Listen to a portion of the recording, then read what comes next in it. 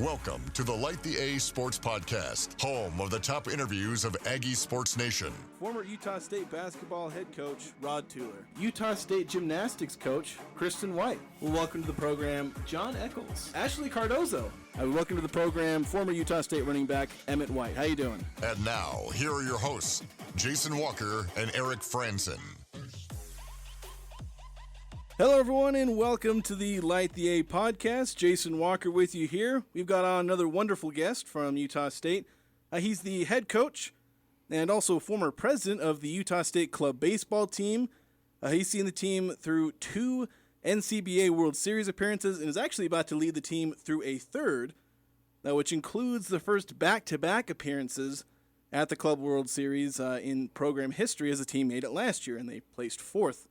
I believe this current Aggie team this year, they have a record of 22-1 and is the number 1 seed in the upcoming NCBA World Series among 8 qualifiers. We welcome to the program Jake Anderson. How you doing? I'm doing good, Jason. Thanks for having me. I got through that all in one breath. By the end, I was like, "Oh gosh." I'm not built very well for long-windedness, despite my profession. I'm not very long-winded, but. We're really glad we could have you on. No, it was kind of an adventure getting a hold of you because we've been kind of following, the exploits of the baseball team. We'd seen, I think the biggest point you're on our radar is the Boise State series. I think somebody had specifically pointed me out to that. Yeah. And I was like, okay, they're kind of finishing up their season, going for the conference title, or I guess. Correct. Yeah, the conference title. Yeah, I know names and these things can be weird in club sports, but basically conference title. And then you end up sweeping Boise State, going to nationals, and I was like, okay, I want to try and reach out to you. And so I went to the club baseball page, sent an email, and I was like, okay, see if we can get in contact with him. Didn't respond to that, but then a couple days later, you reached out to us about coming on the show, and so like, oh, this is perfect. And it just turns out just not the right emails, which is a problem we sometimes run into. We send off an email, and it's just not the correct email or the one you look at the most. So I'm really glad you reached out because we really wanted to have you on this program, and then we're glad you were able to come on. Yeah, absolutely. Yeah, it somehow ended up in junk mail, and I found it, so it did get to me, but just not very well. And that can happen. There's times where it just randomly thinks that it's a spam account. I don't know what it is. I don't know. Yeah. But it's the kind of thing that can happen. But so obviously going to the NCBA, is that like National Collegiate Club Baseball Association? Yeah, National Club Baseball Association. Okay. Yeah. So I guess just tell me a little bit about how that's going to go. Obviously, I think you're leaving tomorrow. Yeah. To go there, right? Yeah, so I'm leaving tomorrow. The rest of the team is there. They got there yesterday, arrived in, they flew through St. Louis. Then the rest of the coaches will all leave tomorrow morning, play tomorrow evening, 7 Central Time. So, we're getting ready for it. Definitely really excited to be there again this year. Lots of teams from last year there as well. We've put together a good season, so yeah, we're way excited. I guess I should say we're probably gonna end up publishing this like tomorrow morning, as in Friday. So I guess by the time this goes out, you'll already be in. It was St. Louis, right? Yeah, it's St. Louis. Yeah, so it's Alton, Illinois is where it's about 25 minutes outside of St. Louis. You're flying into St. Louis, driving to the next state. Yep. It's always weird that part of the country because there's like a bunch of states that all kind of intersect right there. Oh, yeah. You go to whatever state you want at that point. Yeah, it's just great. Yeah, I remember I drove through kind of part of that. We were visiting some family, and like we were going to Wisconsin, and at some point on the trip we ended up in like Missouri and then Oklahoma, and it's like driving the way back, and it's just a weird weird part of the country. It kind of is the crossroads to the west in some ways. Yeah. As they say, I believe. But just tell me about this whole process of the World Series, how it's organized, how it functions.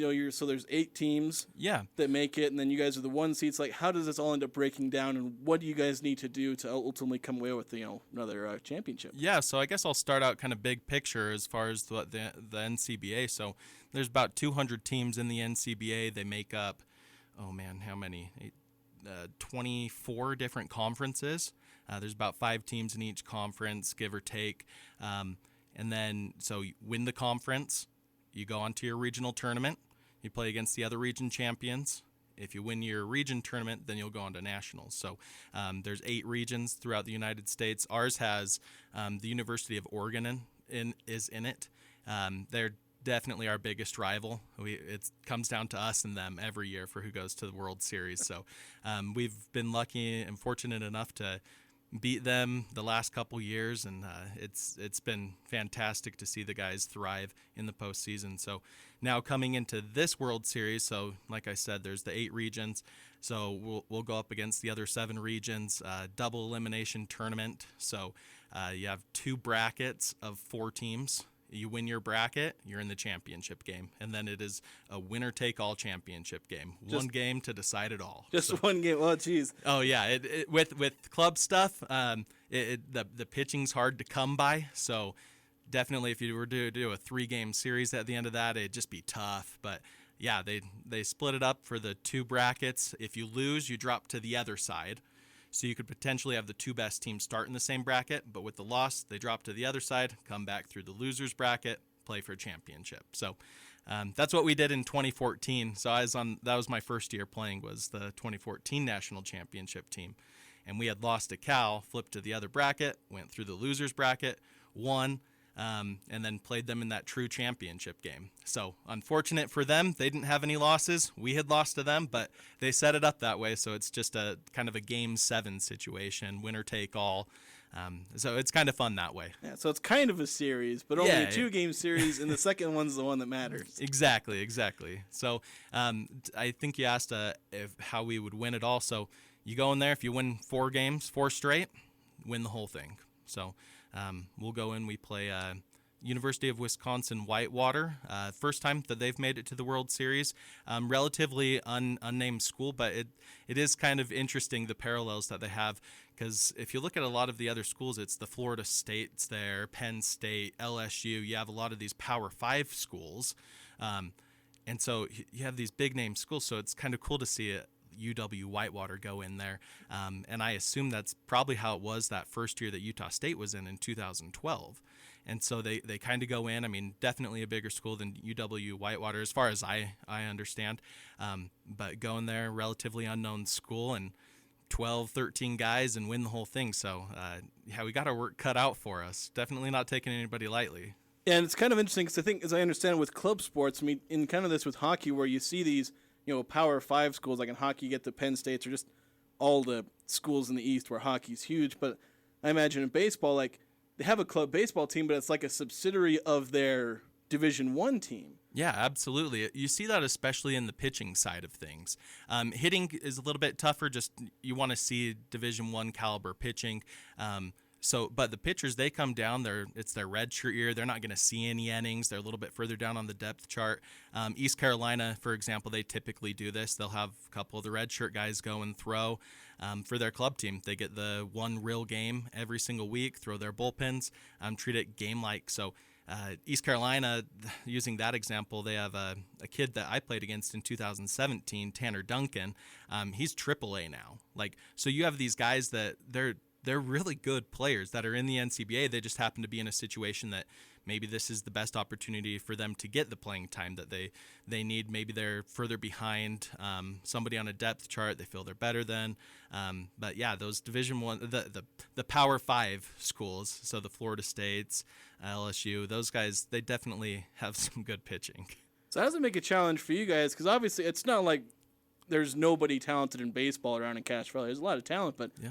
Kind of a challenge when, there are guys going up against Division I, I guess, say AAA guys or, borderline AAA guys that you guys are having to go up with. And I mean, I guess this season kicking most of their cans, being 22-1. Yeah.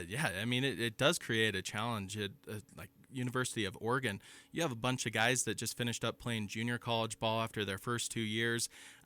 Great talent. Maybe they just want to focus on school. Oh, Oregon's close by. Let's go to the University of Oregon. Let's be a Duck. Like that's a big school. That's a big deal to go to Oregon. So they draw in all these junior colleges from around them.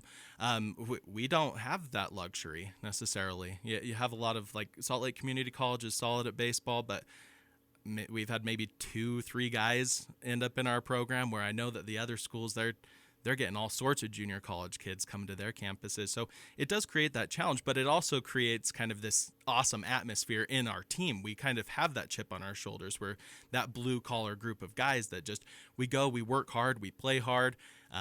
We give it our all. So you kind of have that attitude. You have these guys that just want to put in the work. So it's something that you don't have that luxury of being at this big school, name brand school or whatever. So it's a fun thing to deal with. So how many players do you typically have on the team? You said like 12 or 13. Is that like actually the number of players you have on your team? So that was the 2012 team. Okay. That was kind of the getting us off the ground. We typically in the fall will have about 40 players that are there.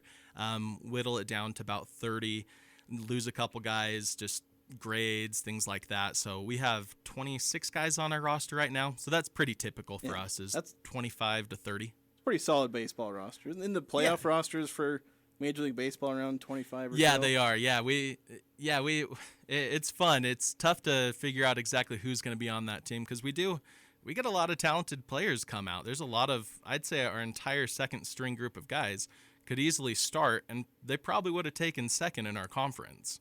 So it's a very talented group. So it's great being here at Utah State, and it's just feeding all this talent here. So you're saying Utah State is the first and second best team in the West?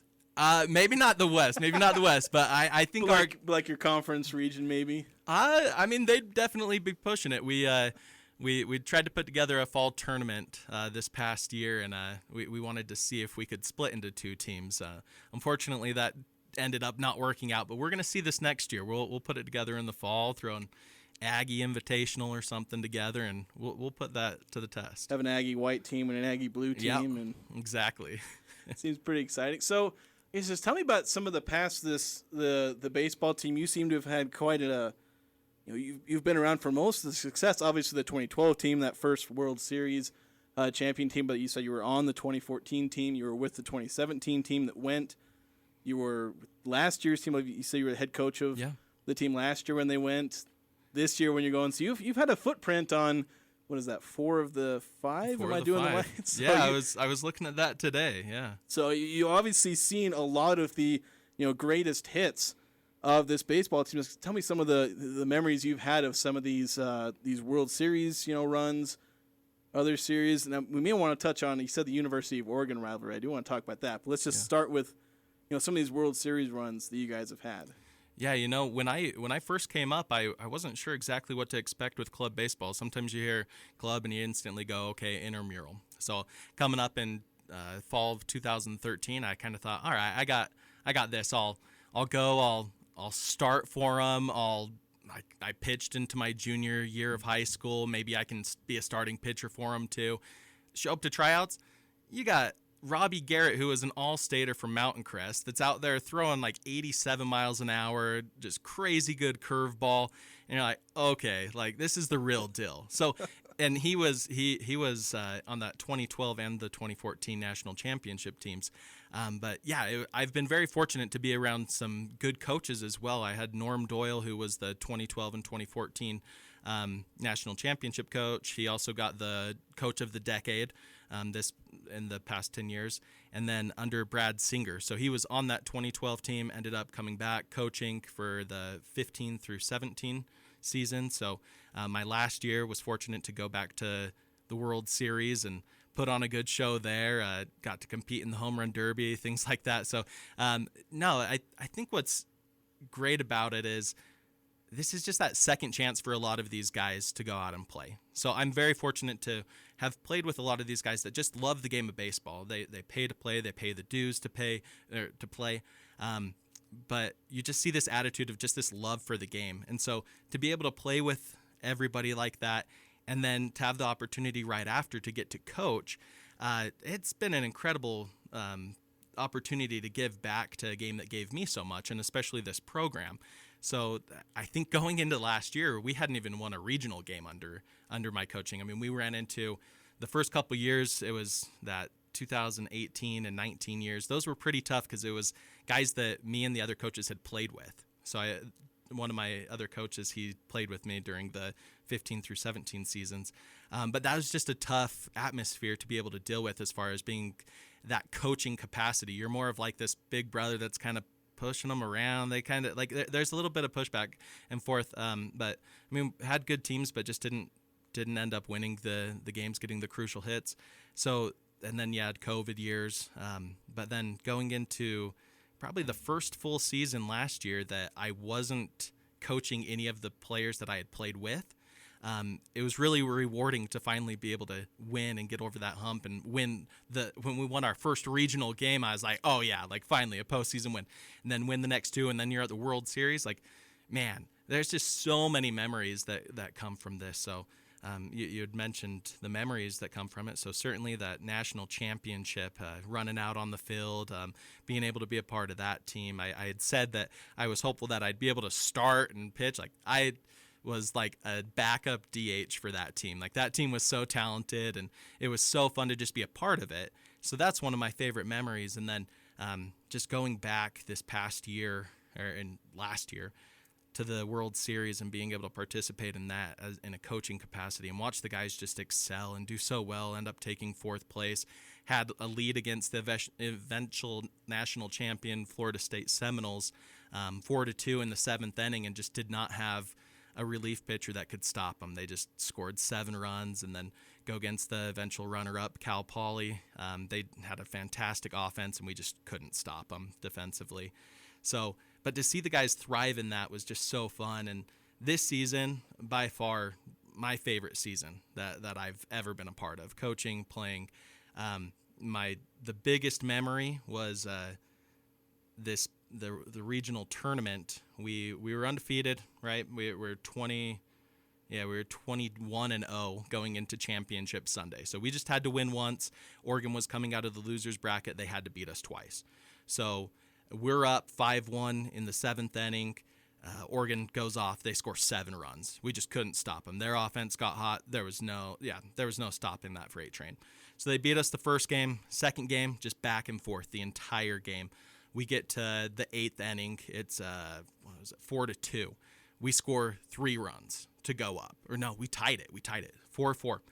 Then we hold them, bottom of the 8th. Then top of the 9th, we score 3 runs. So now we're up 7-4. We're sitting pretty. We've got our best pitcher on the mound, our shortstop, our team captain. He's just everything for this team. So he's out there. We've got our best guy on. First 2 guys for Oregon get base hits. So now we're okay. We got to start warming somebody up in the bullpen. He's getting tired. He hadn't thrown more than 1 inning in an entire series. This is his 3rd inning of the day. So he's tired, gets the next 2 guys to fly out. So we're thinking, okay, we've got this in the bag, 2 outs, 2 guys on, no problem. He proceeds, walks the next guy in 4 straight balls. The next guy, so bases loaded, like, all right, okay, let's see, battles with the next guy. The guy fouled off 5 pitches, I think. So full count, 5 pitches, so 9 pitch at bat, he ends up walking him. Then the next guy gets hit. So now it's a 1-run game. Their best hitter is up that hit a 2-run home run earlier in the game. He's like, the guy is a stud. He's their leadoff hitter. But yeah, you've got their best hitter against our best player. Braden Howard's out there. It's a 3-1 count. Guy swings and misses. So now it's full count, bottom of the 9th. Championship on the line, trip to the World Series, like literally anything you could dream of in baseball. This scenario, just like, it gives me goosebumps still just thinking about it. It's the thing that little kids are saying to themselves when they're practicing swing in the backyard. Oh yeah, it was everything. I mean, you got full count, so a base hit to the outfield. The guy on second, he's leaving early because he can't get picked off, or anything like that. And so, like, base hit wins it, like, no doubt. The pitch comes in, full count pitch, guy fouls it off. So we regather, regroup, just like, all this emotion. And then Braden Howard throws his best pitch of the day. Next one, blows it right by the guy, swing and miss.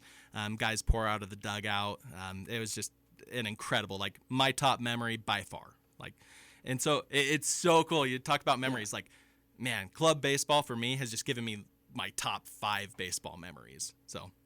Yeah, I was going to ask you, like, the last out of the 2014 game. I feel like you may have just topped whatever story that was, because, like, the last outs in baseball tend to be like the most iconic endings, even when they're kind of simple. Yeah. You know, base hit to shortstop and he throws it to first base, but or maybe dribbler to the pitcher and he underhands it to the first baseman. But like, still, those endings feel iconic more than maybe in the Super Bowl where the team that's down throws a 15-yard desperation pass and whatever, just kind of ends like. Oh yeah, I think baseball is so beautiful that way. To like, everybody has the exact same opportunities, so like it comes down. There's no, okay, we've got 10 minutes left. Like let's stall. Let's play that game. Let's run the ball. Let's run out the clock. Take a knee. There's none of that. We gotta go out there and every single pitch. So yeah, that last one. I mean, those emotions just. I've never had like an emotional release like that before. My dad coaches with me. He's one of my assistant coaches, and we were talking about that, and we've had tons of baseball memories together, but that was like the epitome. Like, it topped everything for me. So you got to get 27 outs. You have to earn every single one of them. Every single one of them. So I guess I haven't really asked you about your own personal career, and I think with club baseball, maybe it's a good chance for people to understand like how you end up getting into club baseball. And just talk about your career. High school, getting into club baseball, and I guess maybe even getting into coaching afterward. So you mentioned, it's a chance to keep playing the game that you love. But I guess just kind of go through your career and I don't know, maybe tell us if it's a fairly typical story or if it's representative of a lot of these kids who end up going into club baseball. And their stories that kind of get overlooked in a lot of ways because it's not a Division I sport, so not as many people pay attention to it. Yeah. So my personal story. I grew up in South Jordan, went to Bingham High School, so great baseball program, competitive. Senior year, I led the team in home runs, led at an average, but I was pretty quiet on the bench, more of a lead by example kind of leader. We had another first baseman. I played first base.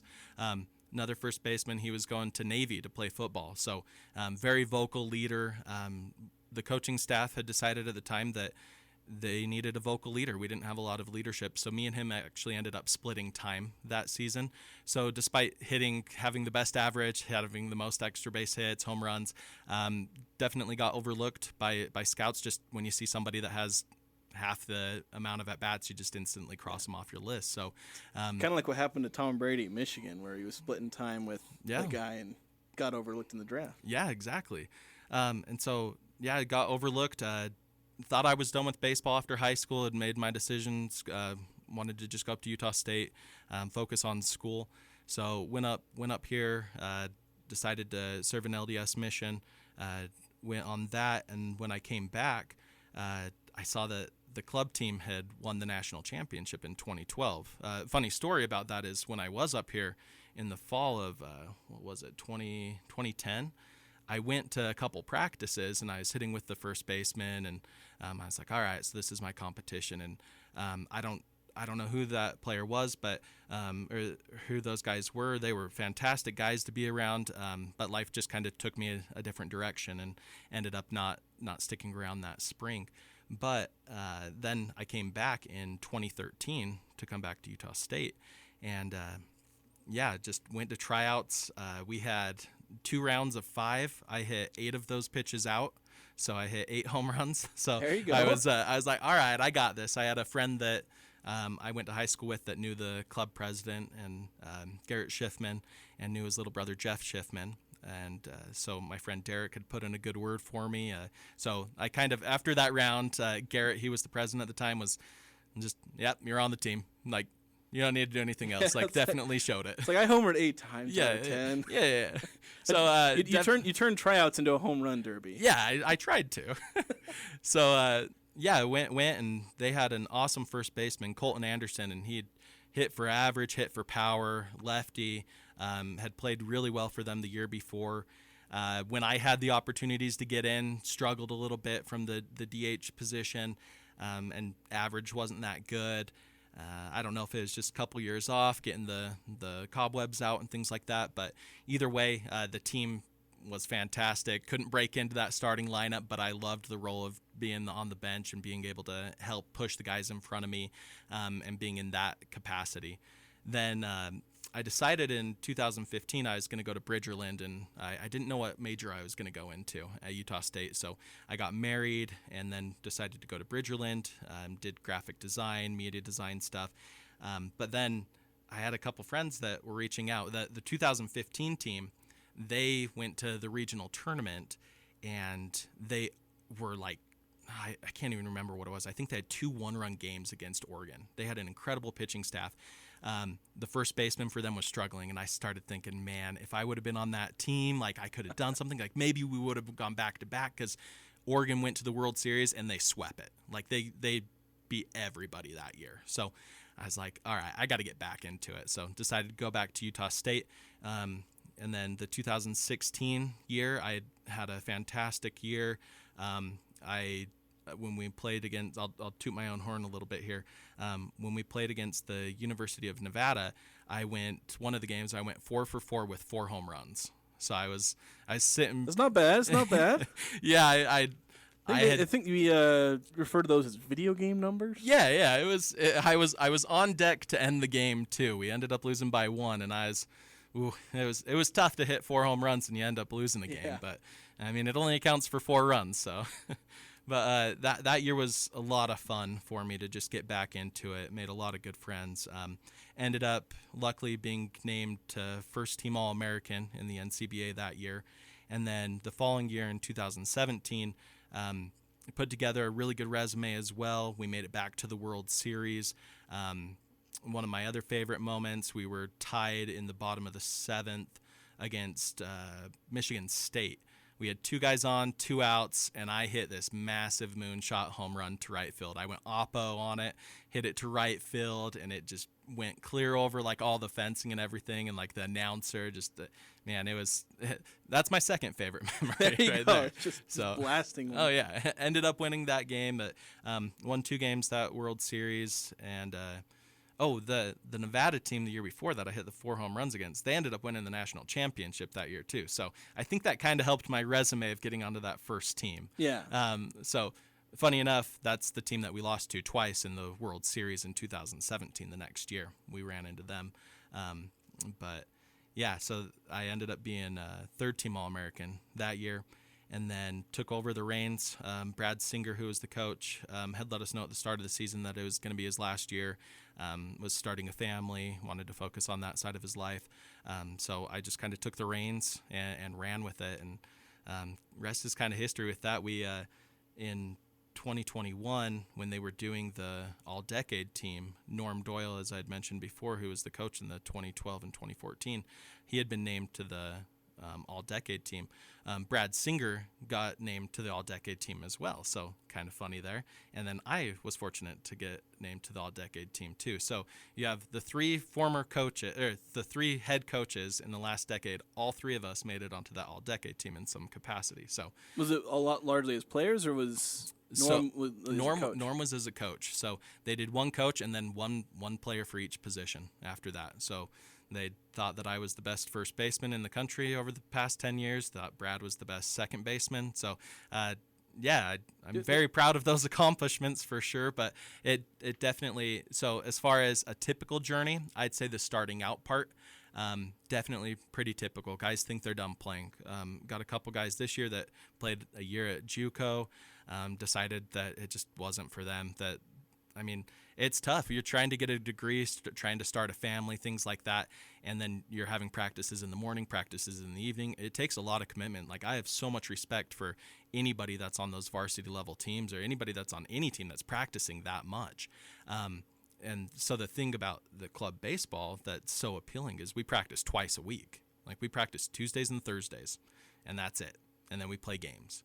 And it's all about just we want to go have fun, we want to play, but we don't have a lot of time to do the little things, work on bunt defenses, work on pickoffs, things like that. It's you go hit, you throw, you field.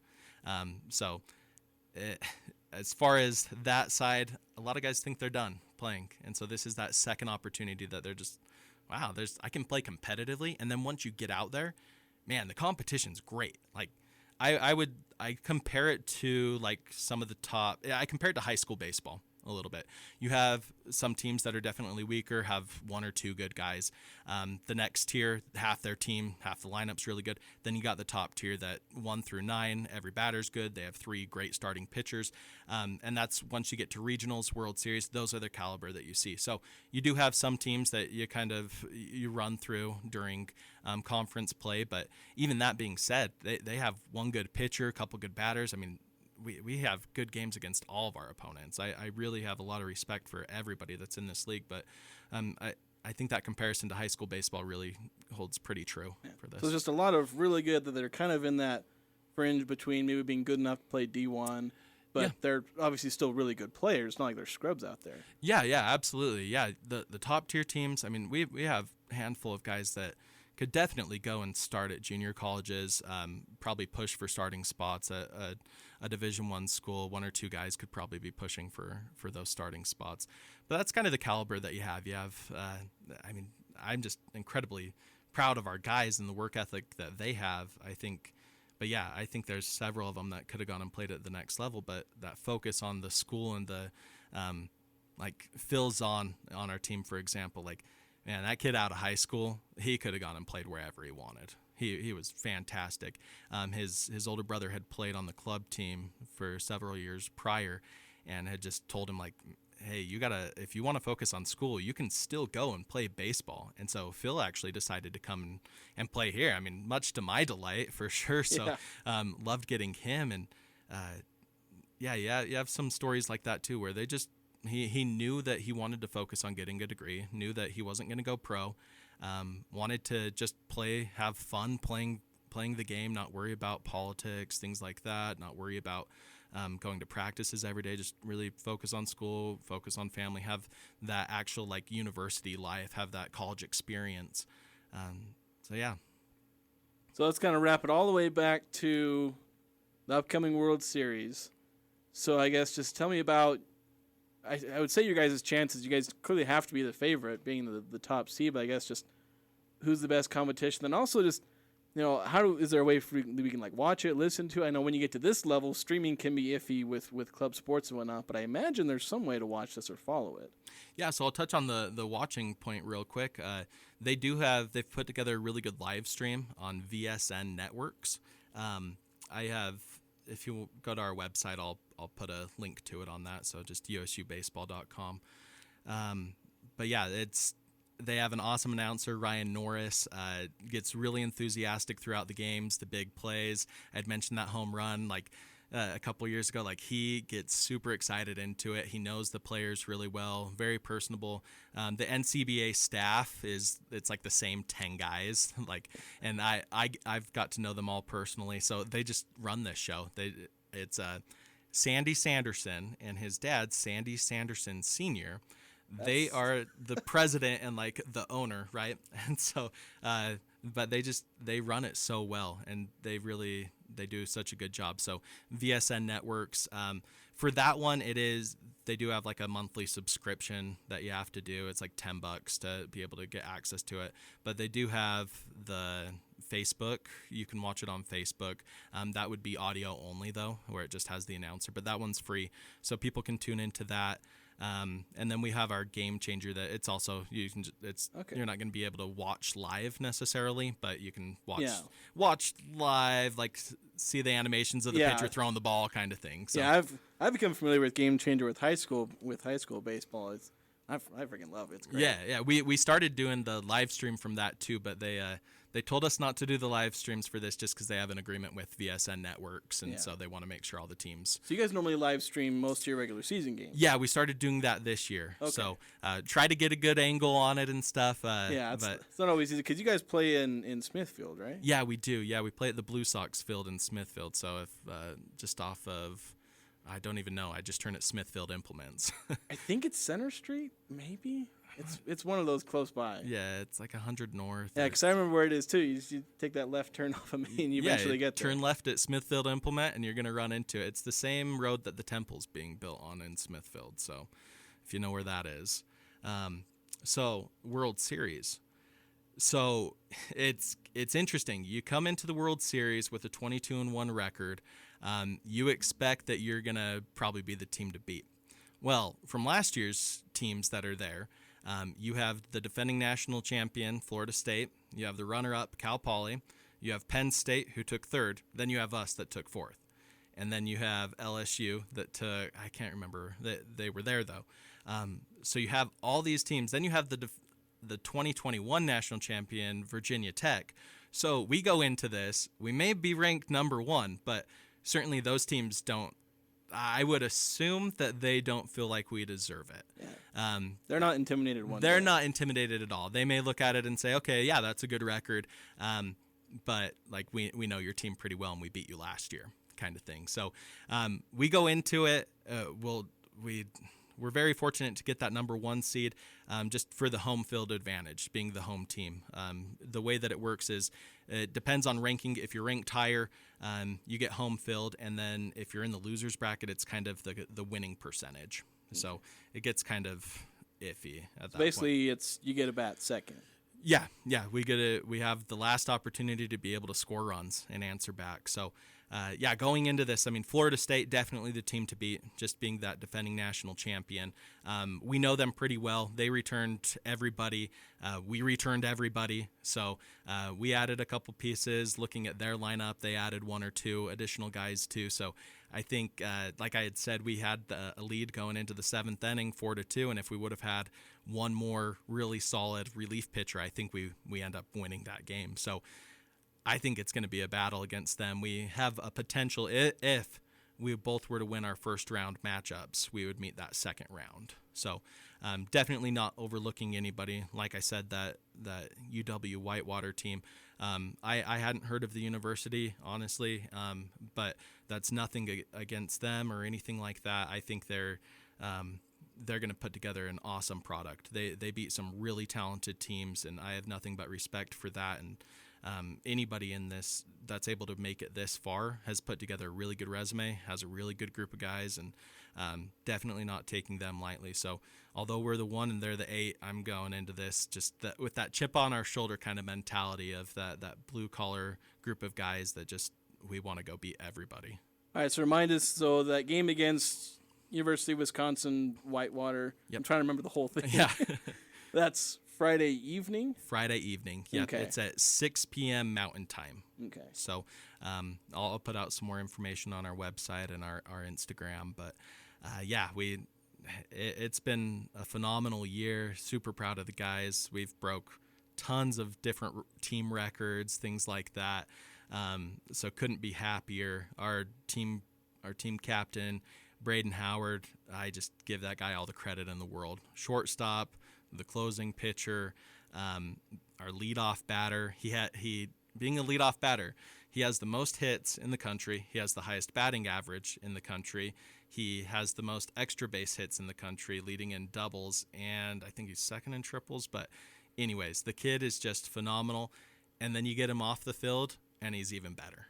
And he's just one of those leaders, like talking to him, running into him, you'd never know. He doesn't have that cockiness about him or anything. So I have been personally fortunate to have him and other leaders on the team this season, but just looking forward to the product that they're able to put out on the field this next week. I'm looking forward to it, too. Hopefully we'll, if you end up winning it all, I'd like to try and have you on back, maybe one or two of your players, because we've made it an emphasis to have like high school coaches on when they win state titles. I feel like if we get a national title, that's worth maybe having a repeat conversation. Maybe bring some of your players on as well to highlight them as well. So hopefully we'll get to see you again soon. Thank you for coming on, taking some time out of your day to have this conversation. I know baseball team is, like the hockey team and some of these club teams that have amazing programs, don't always get as much of the recognition because society focus more on football and basketball. But we recognize that there's some really good club programs, and you guys are one of them. So thank you so much for coming on. Well, thank you, Jason, for having me. All right, and to all the listeners, thank you so much for listening.